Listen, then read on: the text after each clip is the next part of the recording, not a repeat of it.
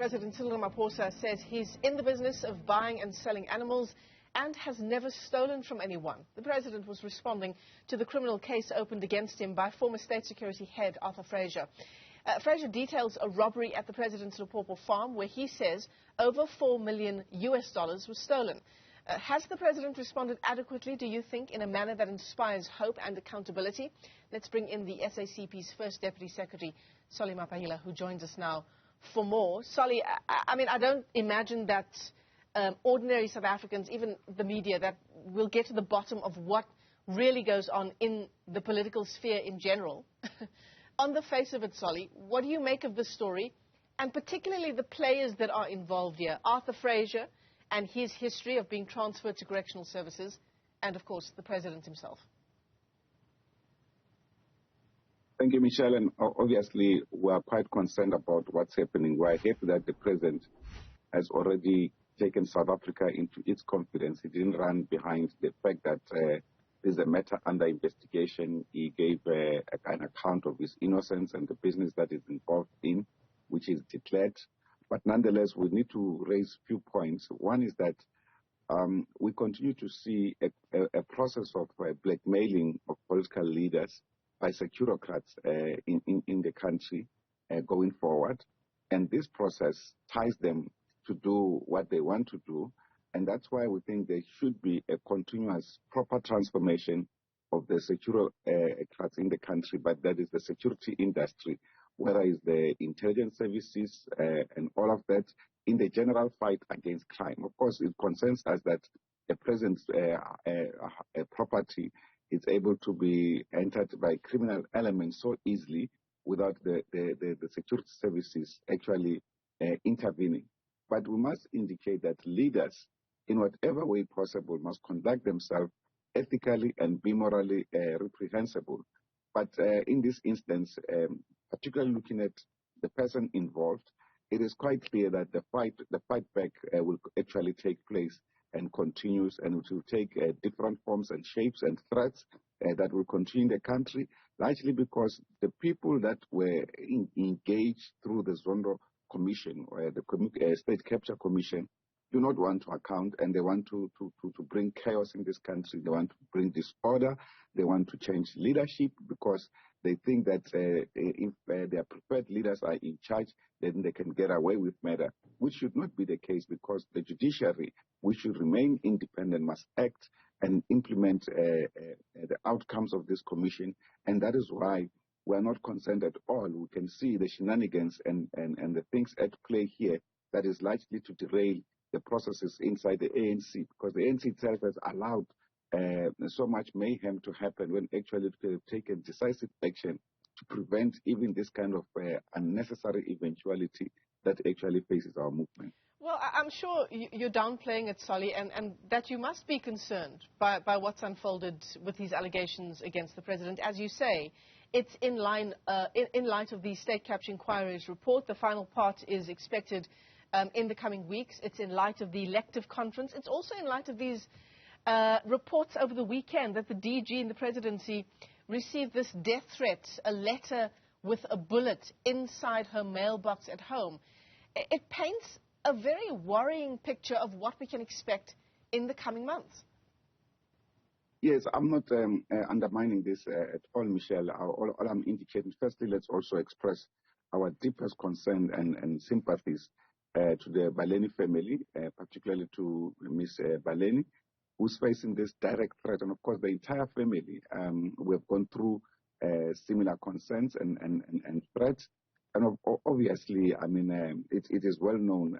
She's a no-nonsense person, upright individual, a competent administrator. And I think such kind of bureaucrats are not really needed by these criminal elements. That's why they will go at all levels to try and intimidate them. But we want to assure her that she should remain strong and focus on her job and call on the state security system to make sure that she's properly protected with her family. This deeply concerns us that these securocrats, this issue of the behavior and conduct of the securocrats, who quite clearly are getting involved with criminal elements that are being utilized. It's something that has now become an industry scale a project in South Africa. that requires an extensive response. That is why, if you remember, the party issued a statement when Commissioner Trolle left office. We actually said it was good riddance, even though he left before his term of office ended, because there was no comprehensive and quicker strategy to respond to the crisis of crime in this country. But to the extent that there could be elements of truth to the affidavit of Mr. Fraser, it certainly should worry us. And that is why we want to take the president on his word, because he has shown his commitment to the renewal not only of the ANC, but the renewal of the security services in the country. And we expected that there would be response in one way or the other. But we want to take him on his word as president and not allow those who have been causing mayhem to try and divert us to focus on other issues. But that's why we say, whatever happens, leaders themselves must be held ethically and morally accountable for their actions. But in this case, we can really smell a rat that something has been brewed to destabilize government and also to destabilize the African National Congress itself. Perhaps more accurate to say to further destabilize government, Sally Mapaila, because the question this morning is, do we have a functioning state security in light of what unfolded in July of last year? We were unable to predict, prevent, or accurately respond to those 8 days in July with the looting that happened in Gauteng and KZN, and the hundreds of people who were killed. Michelle, there was no inability to predict. There was information. It was not acted upon. I think that was the point. And it was not acted upon. It was not shared by people who were directly involved. And I think that's the biggest concern.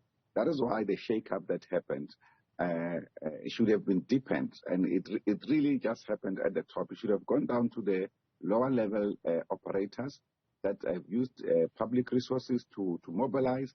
But quite clearly, it has been an issue. If you look into what happened at that time and the information available, it was brewed inside the ANC itself and by also bureaucrats in the security system that are related or coming through the ranks of the ANC. We have taken position with certain leaders because they were not accountable. Now they are being held accountable.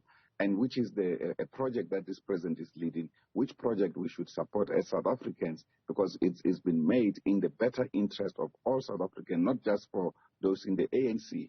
The organizational renewal itself will undergo several threats, and that is why also inside the ANC it has been contested in this way, albeit the fact that the ANC itself remains a democratic organization, contestations are allowed, but in this case, you could see it's not just ordinary contestations. It's people who are pulling strings because largely they cannot account. I mean, there's been many things written about the intelligence services, the monies that goes missing in those departments, the operations, the projects that were set up, whether this pseudo intelligence activities or programs that could legitimately be set up. But in the main is the level of lack of accountability by those in the security industry, particularly state-led institutions that have been worrying us. And any other leader that comes up, they must know their behavior must be upright or else they'll be threatened. You know, Sally, this phrase, organizational renewal, I wonder how many of our viewers are tired of hearing this phrase, because that's what we're told time and time again, isn't it? That the ANC is undergoing a process of organizational renewal, that, as you say, it is in the interests of all South Africans. And yet the situation that we see, the living conditions of South Africans that we see, speaks to something completely different. I mean, even these allegations against the president by Arthur Fraser, these are all political maneuverings, aren't they? And the people who are ultimately paying the price are the people for whom services are not delivered because of the politics of the governing party and other political parties and other organizations.